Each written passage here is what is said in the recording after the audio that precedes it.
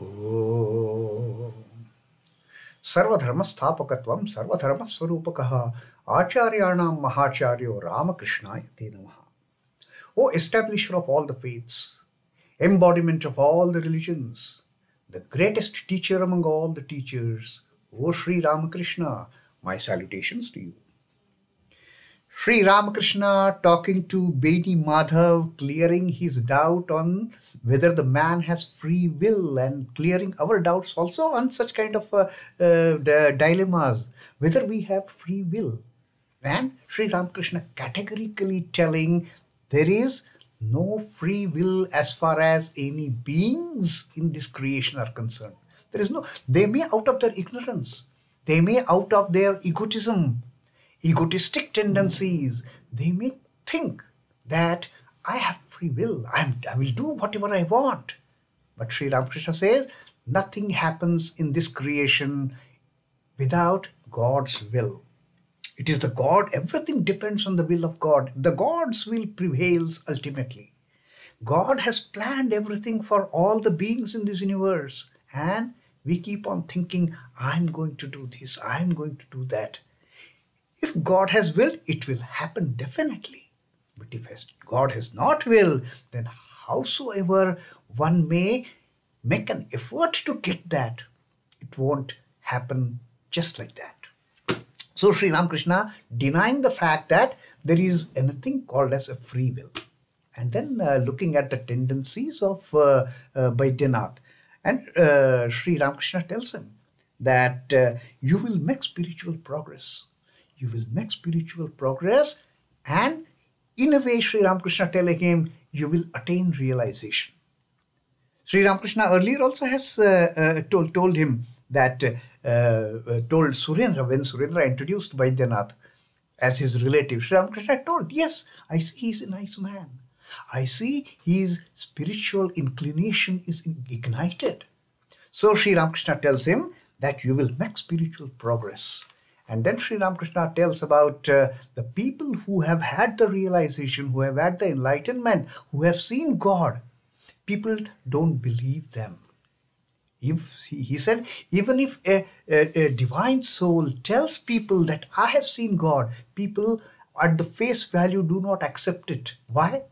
Their expectation is this person should make me see the God right at this moment.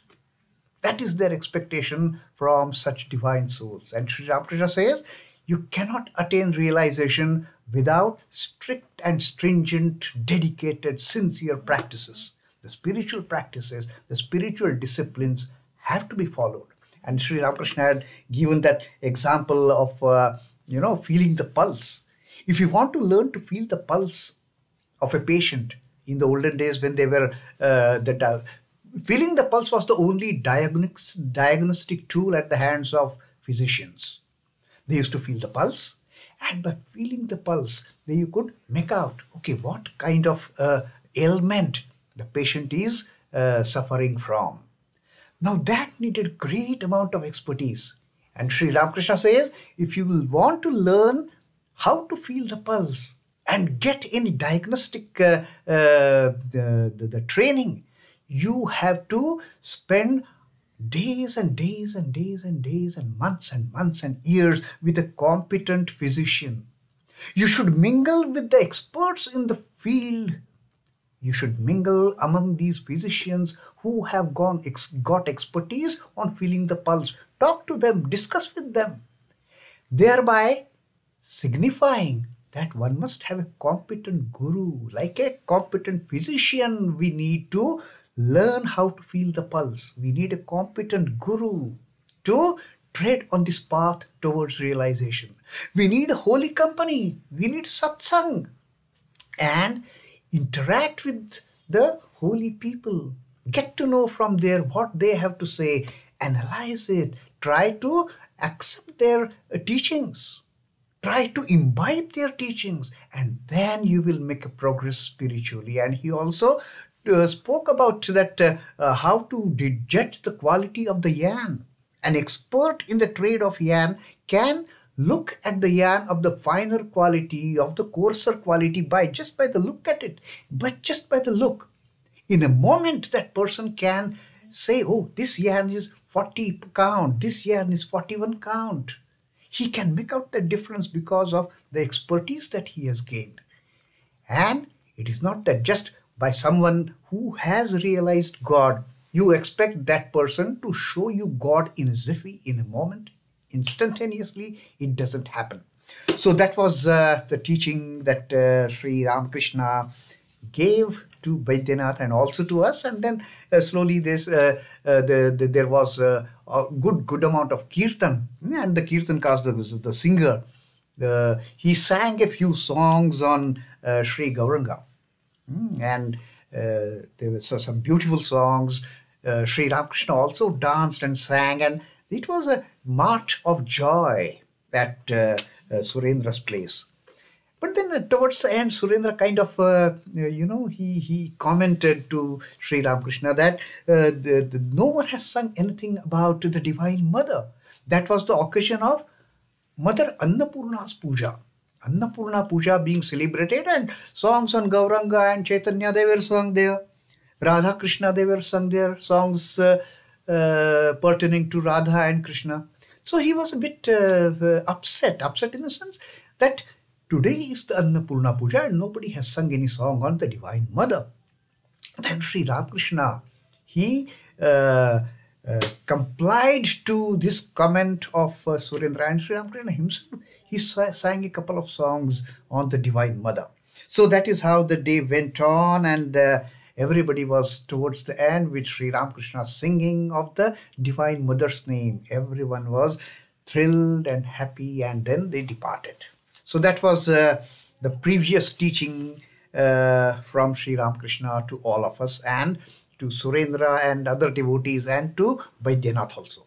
Now, in this particular thing, Sri Ramakrishna is attending a semi-annual function celebrations of the Brahmo Samaj. This is happening at a suburb in Calcutta by name Sinthi, and it is the place is Beni Madhav Pal's garden house. The Brahmo devotees have gathered. Sri Ramakrishna is sitting there in the center, and surrounding Sri Ramakrishna, the Brahmo devotees are sitting, and one Brahmo devotee, whenever such occasions come of interacting with Sri Ramakrishna, devotees don't waste any opportunity of getting some kind of teachings, getting some kind of advice, getting some kind of nectarine words from Sri Ramakrishna. So one devotee asks him a question, "Sir, what is the way? What is the way for us?" And Sri Ramakrishna says, attachment to God. No running around the bushes and telling in this manner, that manner. Sri Ramakrishna clearly says, what is the way? Attachment to God. Attachment to God is the way. In other words, love for Him. You should have love for Him. And secondly, prayer. And then this devotee asks him, okay, which among the two? Which is the way, love or prayer? Sri Ramakrishna says, both are the ways. First, to develop love. First, to develop love for the divine feet, for the holy feet of the Divine Mother, for the holy feet of the Divine Lord. And then you start praying. Then that prayer, you will enjoy singing that prayer. Once you develop love for God. And that is what Sri Ramakrishna had also told us earlier, that get delight in chanting the name of the God. Get joy. Then you will enjoy chanting the name of God. So first develop love and then start praying to God. And then Master sang a song to this in this context. The song is, cry to your Mother Syama with real cry. O mind, cry to your Mother Syama with real cry. It is not the false cry. It is not hypocritic cry. It is not just cry to show off. It is a real cry, crying from the inner heart, crying from sincere yearning. And that cry will have an effect. And how can she hold herself from you? Mother can never hold herself from you if it is a most sincere and a yearning cry. How can Syama stay away? So, first develop love. Only when you develop love, you can develop that yearning. You start really missing the Divine Mother when you develop love for her. Without developing love for her, you may chant her name 100,000 times. It is not going to make any impact. But you develop love for the Mother and give a real cry. Cry a real cry with that sincere yearning. And Mother Syama cannot hold herself from you. That how can Syama stay away? So that is how Sri Ramakrishna put an emphasis on first love and then prayer through this song. And then Sri Ramakrishna says, it is not just the end. Just love and prayer is not the end. There are further steps to it. And one must always chant the name and sing the glories of God and pray to Him. Develop love. Chant the name. Sing the glories and pray to God. And then Sri Ramakrishna says that an old metal pot must be scrubbed every day. If you have a metal pot and you want to keep it bright and shining and sparkling clean, then you have to scrub that metal pot every day. Just cleaning and scrubbing and making it nicely shining pot and keeping it in the shelf, it won't remain like that forever. You have to constantly scrub it day in and day out. And Sri Ramakrishna says one must always chant the name. One must always keep Mother in its in one's thinking. One must constantly think about Mother. One must constantly chant about the Divine Lord. One must constantly sing the glories of the Lord God. That constancy is extremely necessary. Like if we want to keep a pot in a sparkling condition, we have to scrub it daily. There is no shortcut for that. And then Sri Ramakrishna says, what is the use of cleaning it only once? You should clean it every day and every moment. You should think about the Lord after generating love for the holy feet. And then Sri Ramakrishna says, further, one must practice discrimination and renunciation. Having ignited the love for the holy feet of the Mother, start praying, start chanting, start singing the glories. And then Sri Ramakrishna says, that is not the end. Then you should get into the practice of discrimination. Discrimination between the real and the real. Discrimination between what is permanent, what is temporary. Discrimination in what is eternal, what is momentary. That discrimination. And what do we do after discriminating what is real, what is unreal? Sri Ramakrishna says, renounce the unreal, renounce the momentary, renounce the temporary, and hold on to the permanent, hold on to the Divine Mother, hold on to the Satchidananda Brahman. Further, one must practice discrimination and renunciation, and one must be conscious of the unreality of the world. Always keep in your mind, this world is just a temporary phenomena. This is unreal. We are all coming and going. We have all come and gone. And we will all keep on coming and going. This is a dream. This is a mithya. This is unreal. But we are a part of it. So till we are a part of it, why don't we get attached to our Mother? Sri Ramakrishna says, so love the Mother, pray, discriminate what is real and unreal, and then throw out the unreal part of our existence. Always keep in mind, this is unreal, this is unreal, this is unreal, and don't get attached to it. And then this Brahmo, he asks him that, is it good to renounce the world then? If you are saying we should renounce the unreal, should we renounce this unreal world? To that, Sri Ramakrishna's answer to the householders is again very clear-cut. Sri Ramakrishna says, not for all. Total renunciation is not for all. Sri Ramakrishna says, those who have not yet come to the end of their enjoyments should not renounce the world. The jivas, the beings, take birth with their previous desires. We have desires, and till the time we have desires, this cycle of life and death will continue, because we have to fulfill those desires. We have to enjoy those desires. We have to have that experience of enjoying those desires. So Sri Ramakrishna says, till the enjoyment is not done with, they cannot renounce. And there is no point telling them renounce it. But then Sri Ramakrishna says that, can one get drunk on 2 annas worth of wine? A little wine will not make anyone drunk. For that he has to drink a huge quantity. So let them enjoy, and then they will renounce. Let them enjoy. You want to, you have a desire of putting on nice clothes? Put on nice clothes, beautiful clothes. What they say, the tailor-made clothes and all that. Put on.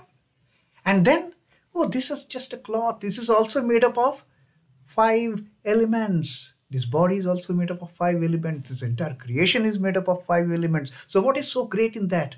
That designer wear I'm wearing, there is nothing great in it. Discriminate in this fashion, and then your the hankering for that enjoyment will automatically go down. And then the devotee asks him, then should they lead a worldly life? If they don't if they don't need, there is no need for renouncing all these things till they have ended their desire for enjoyments. Should they lead the worldly life? That is the ultimate question. Then again we are into this trap.